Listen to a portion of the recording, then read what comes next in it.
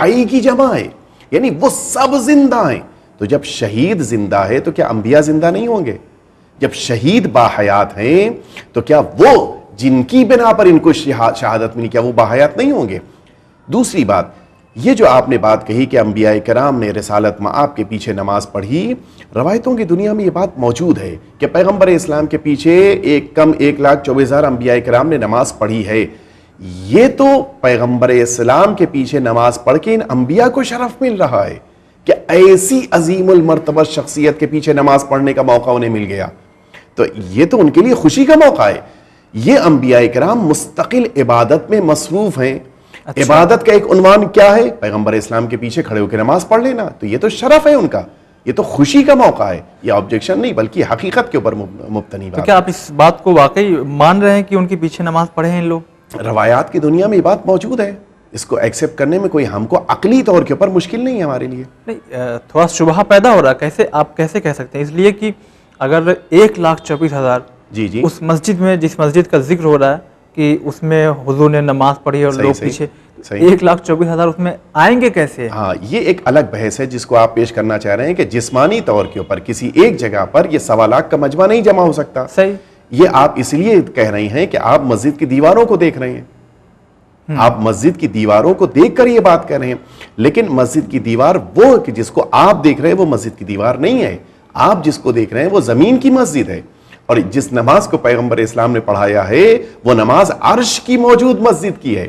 یعنی پروردگار نے 2 مقامات زمین پر بطور علامت قرار دیے ہیں. اصل تو عرش پر موجود ہے. بیت المعمور عرش پہ ہے، اس کی شبیہ خانہ کعبہ کی شکل میں زمین پہ ہے. قبلہ میں سمجھا نہیں، آپ جو کہہ رہے ہیں روایتوں سے ثابت تو یہ ہو رہا ہے کہ حضور زمین پر ہی نماز پڑھ کے گئے. یہ زمین پر روایتوں سے ثابت نہیں ہے. یہ ثابت ہے کہ پیغمبر اسلام نے معراج کے موقع پر نماز پڑھی، انبیاء کرام نے پیچھے نماز پڑھی، لیکن کہاں؟ زمین پر. یہ آپ کہاں سے ثابت کریں گے؟ معافی چاہوں گا اگر وہ آیت آپ پڑھیں جس میں یہ واقعہ سورہ اسراء والی. خود قرآن مجید نے یہ نہیں کہا ہے کہ پیغمبر اسلام نے اقامہ نماز کیا اور ان سب نے پیچھے نماز پڑھی. یہ قرآن مجید نے نہیں کہا ہے. یہ روایات کی دنیا میں ملتا ہے کہ جب پیغمبر اسلام نے نماز کے لیے اللہ اکبر کہا تو پیچھے انبیاء کی صف لگ گئی، سارے انبیاء پیچھے کھڑے ہو گئے. لیکن کہاں پہ؟ پیغمبر اسلام نے بیت المقدس میں بھی نماز پڑھی ہے، پیغمبر اسلام نے خانہ کعبہ میں بھی نماز پڑھی، لیکن یہ دونوں جگہیں وہ جو عرش پر ہیں.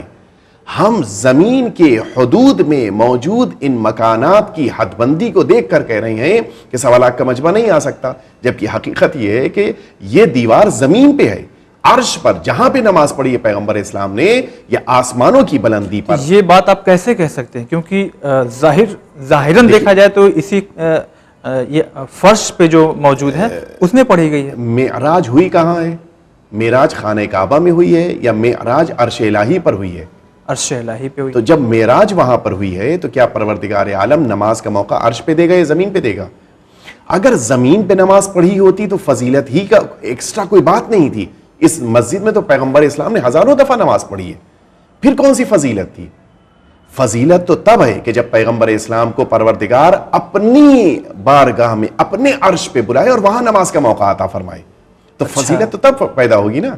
ورنہ اگر خانہ کعبہ میں نماز پڑھی ہے تو ہم نے بھی پڑھی ہے، آپ نے بھی پڑھی ہے، اور پیغمبر اسلام نے اس سے پہلے ہزاروں دفعہ پڑھی ہے، اس کے بعد بھی ہزاروں دفعہ پڑھیں گے. کون سی فضیلت ہے؟ فضیلت تو تب ہے کہ جہاں پر تشریف لے گئے وہاں پہ نماز اقامہ فرمایا. چلیے قبلہ، سوال تو ابھی بہت سارے ہیں، لیکن میں آپ کی گفتگو کا جو شروعاتی گفتگو تھی اس میں ہم نے پہلا سوال کیا، اس میں آپ جواب دے رہے تھے کہ حضور معراج پہ گئے اور انہیں سیب عطا ہوا، وہ سیب کھائیں تو پھر حضرت فاطمہ زہرا سلام اللہ علیہا اس دنیا میں ان کا ظہور ہوا. جی. تو سوال وہیں ہمارے ذہن میں فوراً یہ پیدا ہوا، ہو سکتا ہے ہمارے ناظرین کے بھی ذہن میں پیدا ہوا ہوگا کہ اگر دیکھا جائے روایت تو امام حسن امام حسین نے جب کہا کہ میرے عید کے روز کی میرے کپڑے کہاں ہیں، تو وہی فاطمہ زہرا سلام اللہ علیہا نے کہا کہ درزی لے کے آئے گا. جی جی. تو کپڑے آ سکتے ہیں، کھانے آ سکتے ہیں وہاں عرش سے. جی. تو پھر سیب آنے کے بعد کیا؟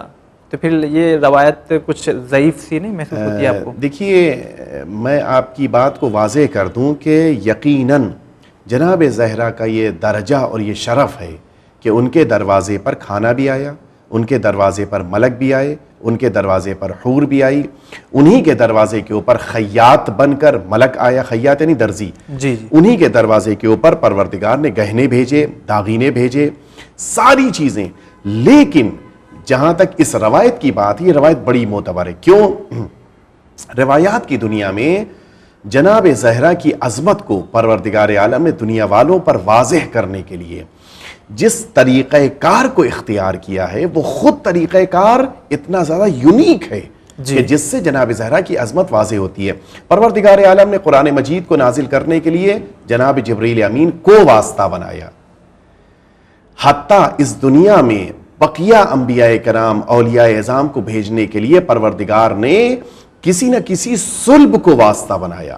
لیکن جب جناب صدیقہ طاہرہ کو اس دنیا میں پیغمبر اسلام کو عطا کرنا ہوا تو پروردگار نے یہ انتظام کیا کہ اب جناب زہرا مرضیہ کے سلسلے میں ملک کو بھی بیچ میں واسطہ نہ بنایا جائے، بلکہ پیغمبر اکرم خود تشریف لے جائے اور وہاں پر جانے کے بعد انہیں پھل عطا کیا جائے، اس پھل کو آپ تناول فرمائیں جس کے نتیجے میں جناب صدیقہ طاہرہ آپ کو عطا کی جائیں۔ عربی زبان میں ایتا اور اعطا میں فرق ہے۔ قرآن مجید نے سورہ انا انزلنا میں کیا کہا؟ انا اعطیناک الکوثر، اے پیغمبر ہم نے عطا کیا، وہاں پہ عطا عین سے آیا ہے۔ جی جی، جبکہ قرآن مجید کے لیے کیا ہے؟ لقد آتیناک سبعا من المثانی والقرآن العظیم، وہاں پر ایتا لفظ آیا ہے، ایتا الف سے ہے اور عطا عین سے ہے۔ عین سے عطا اور الف سے ایتا میں فرق ہے۔ عین سے عطا وہ ہوتی ہے کہ جس میں جس کو دیا جائے اس کا نہیں، جس چیز کو دیا جائے اس کا احترام باقی رہتا ہے، جبکہ الف سے ایتا میں یہ ہوتا ہے کہ جس کو دیا جائے اس کا احترام باقی۔ یہ ایک علمی بحث ہے جس کو میں بہت زیادہ نہیں کلیئر کروں گا یہاں پہ، لیکن یہاں پر قرآن مجید کی عظمت کا تقاضا یہ تھا کہ قرآن مجید کو پیغمبر اسلام کی عظمت کے مقابل کم محسوس کر کے بھیج دیا جائے، جبکہ جناب زہرا کی عظمت کا تقاضا یہ تھا کہ ان کو لینے کے لیے پیغمبر کو بلایا جائے۔ یعنی قرآن مجید کی بنسبت پروردگار کی نگاہ میں اگر کسی کی کوئی اہمیت زیادہ ہے تو اس کے لیے پیغمبر اسلام کو عرش پہ بلایا جا رہا ہے۔ اسی کے ساتھ ساتھ پروردگار عالم جناب زہرا کے عطا کرنے میں کسی کو بھی ذریعہ بنانے کے لیے راضی نہیں ہے، صرف پیغمبر اسلام کو عطا کرنا ہے، عرش پہ بلایا جا رہا ہے، جنت میں وہ پھل دیا جا رہا ہے۔ اس کے بعد اسی لیے ایک اور عظمت واضح کر دوں آپ کی خدمت میں، اسی لیے پیغمبر اسلام نے پھل لیا، زمین پہ تشریف لائے، کچھ عرصے تک وہ پھل کس کے پاس رہا؟ پیغمبر اسلام کے صلب میں۔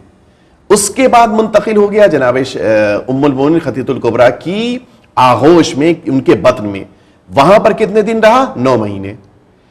کچھ مدت تک پیغمبر اسلام کے صلب میں رکھنا تھا تو عرش پہ بلایا گیا جی، اور جناب ام المؤمنین کے بطن میں اس کو اتنی مدت رکھنا تھا 9 مہینے، تو کیا پروردگار جناب ام المؤمنین کے بطن کو اتنا زیادہ پاک و طاہر و مطہر نہیں قرار دے گا کہ جناب زہرا آپ کے بطن میں قرار پائیں؟ اسی لیے وہ روایتیں جو یہ کہتی ہیں کہ جناب خدیجہ کی شادی پیغمبر اسلام سے شادی کرنے سے پہلے بھی ہو چکی تھی، وہ غلط ہیں، اس لیے کہ جناب ام المومنین کو یہ پروردگار رتبہ دینے جا رہا ہے کہ جناب زہرا جیسی معصومہ عالم کی ماں بننا ہے انہیں، تو پھر ان کے بطن کو، ان کی آغوش کو، ان کے وجود کو دوسروں سے پروردگار پاک و صاف رکھے گا۔ اسی لیے ہمارے وہاں جو اہل بیت کی روایتیں ہیں ان کے مطابق جناب خدیجہ کی ایک شادی ہوئی ہے اور وہ شادی صرف پیغمبر اسلام سے ہوئی ہے، اور نہ ان سے پہلے کسی سے شادی فرمائی ہے، نہ ان کے علاوہ کسی اور کی شادی کا تصور ہمارے وہاں پایا جاتا ہے۔